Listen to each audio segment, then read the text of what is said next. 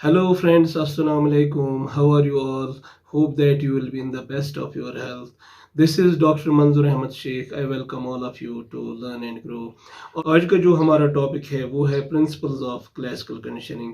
तो जैसे कि आपको पता है हम बिहेवियरिज्म आजकल पढ़ रहे हैं, हम बिहेवियरिस्टिक स्कूल ऑफ थॉट आजकल पढ़ रहे हैं। तो इससे रिलेटेड कुछ टॉपिक्स हमने प्रीवियस वीडियोस में ऑलरेडी करे हैं, जैसे कि a brief introduction to behaviorism, Ivan Pavlov's theory of behaviorism and J B Watson's theory of behaviorism। उन लोगों ने उन वीडियोस को अभी तक नहीं देखा है तो मेरी उनसे रिक्वेस्ट है कि वो उन वीडियोस को प्लेलिस्ट में देखें और उनको एक बार वॉच करें, तो उसके बाद ही वो आज का टॉपिक जो है इसको अच्छे से अंडरस्टैंड कर पाएंगे। तो चलिए आज का टॉपिक शुरू करते हैं। आज का जो टॉपिक है, जैसे कि मैंने अभी बोला कि आज का टॉपिक है प्रिंसिपल्स ऑफ क्लासिकल कंडीशनिंग। तो according to Ivan Pavlov there are 5 principles of classical conditioning. Number 1 acquisition, number 2 extinction, number 3 spontaneous recovery, number 4 stimulus generalization, number 5 stimulus discrimination। तो चलिए अब हम इन प्रिंसिपल्स को इवान पेवलोव का जो एक्सपेरिमेंट है उसकी रोशनी में समझने की कोशिश करते हैं। तो इवान पेवलोव का जो एक्सपेरिमेंट है that is based on 3 stages.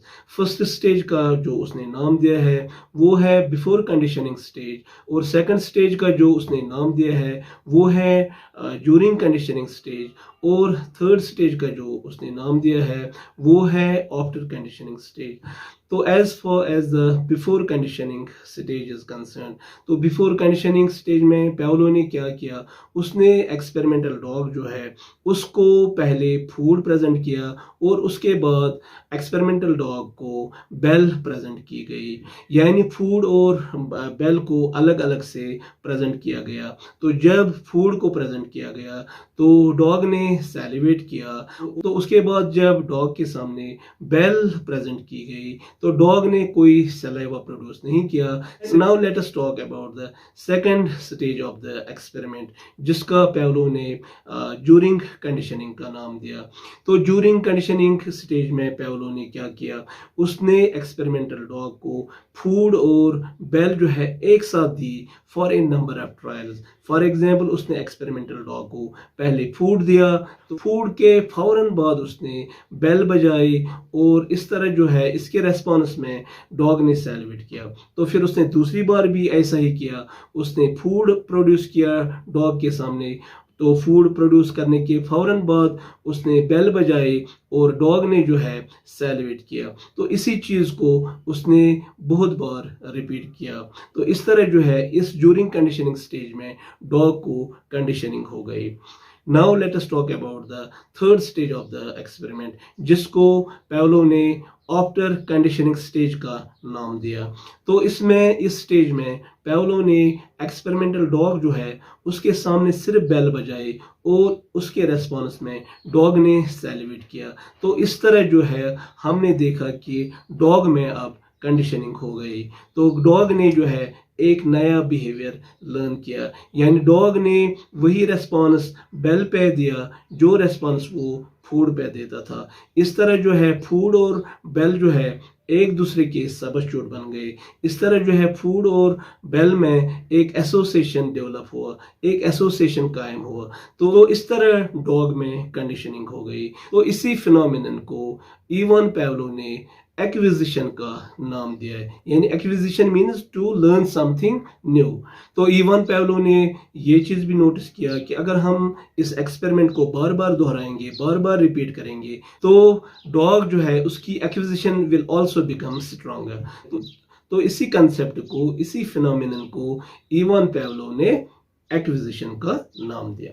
चलिए अब हम दूसरा प्रिंसिपल जो है एक्सटिंक्शन, उसके बारे में बात करते हैं। एक्सटिंक्शन का जो माना है, एक्सटिंक्शन का माना है किसी चीज का धीरे धीरे डिसअपीयर होना, ठीक है ना।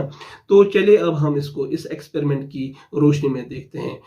इवान पेवलोव ने ये चीज डिस्कवर किया कि जब कंडीशनड स्टिमुलस यानी ringing of the bell is presented to the dog for a number of trials without presenting the food यानी unconditioned stimulus. तो इवन पैवलो ने ये चीज़ नोटिस किया कि डॉग्स की जो कंडीशनड रेस्पॉन्स है यानी सैलिवेशन है उसमें गिरावट आ गई, वो डिक्रीज हो गई और इवेंचुअली वो डिसअपियर हो गई।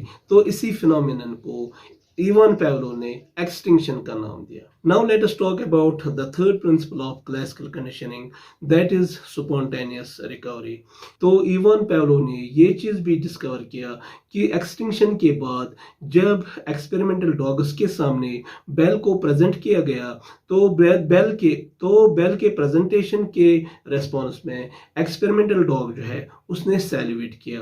तो इसी फिनोमिनन को इवान पैवलो ने स्पॉन्टेनियस रिकवरी का नाम दिया। ठीक है, तो चलिए अब हम क्लासिकल कंडीशनिंग का जो फोर्थ प्रिंसिपल है यानी स्टिमुलस जनरलाइजेशन उसको लेते हैं।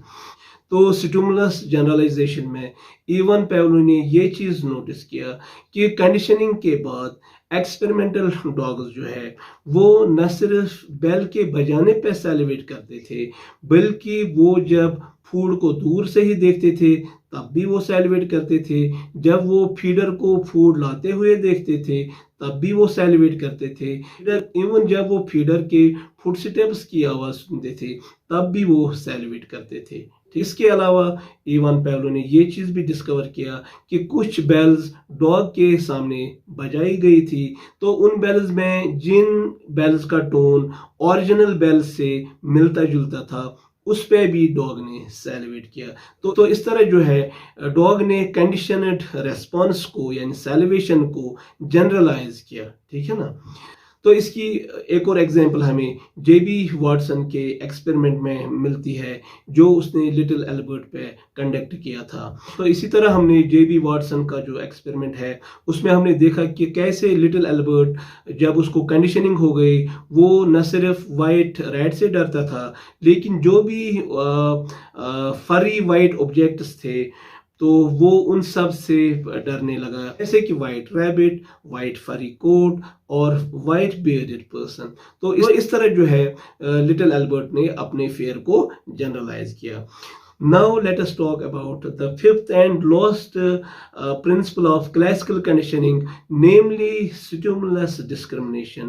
तो stimulus discrimination जो है it is just opposite of stimulus generalization. यानी stimulus discrimination में ये होता है कि experimental dog is able to differentiate between the stimuli, यानी experimental dog is able to discriminate between one stimulus and another stimulus. Ivan Pavlov ने अपनी dog के सामने कुछ ऐसे बेल्स बजाए जिनका टोन ओरिजिनल बेल से मिलता जुलता नहीं था यानी उनसे डिफरेंट था। तो एक्सपेरिमेंटल डॉग जो है उसने इस चीज को डिफरेंशिएट किया यानी जब उसके सामने ओरिजिनल बेल बजाया गया तो उस पे उसने सैलिवेट किया, लेकिन जब डिफरेंट बेल्स उसके सामने बजाई गई जिनका टोन जो है उस बेल से मिलता जुलता नहीं था तो एक्सपेरिमेंटल डॉग्स ने सैलिवेट नहीं किया। तो इसी तरह जो है Ivan Pavlov was of the view that experimental dog can be made to salivate at the sight of red light and not at the sight of green light or others. This is all about stimulus discrimination. इस phenomenon को Ivan Pavlov ने stimulus discrimination का नाम दिया। तो I hope कि आज के टॉपिक को आपने क्रिस्टल क्लियर फैशन में अंडरस्टैंड किया। अगर आपको आज का वीडियो अच्छा लगा, इंफॉर्मेटिव लगा तो प्लीज़ आप इस वीडियो को ज़्यादा से ज़्यादा लाइक कीजिए, इसको ज़्यादा से ज़्यादा शेयर कीजिए और जो लोग चैनल पे नए हैं वो प्लीज़ चैनल को सब्सक्राइब करें। Thank you for watching this video till the end. Stay happy and blessed. Khuda Hafiz.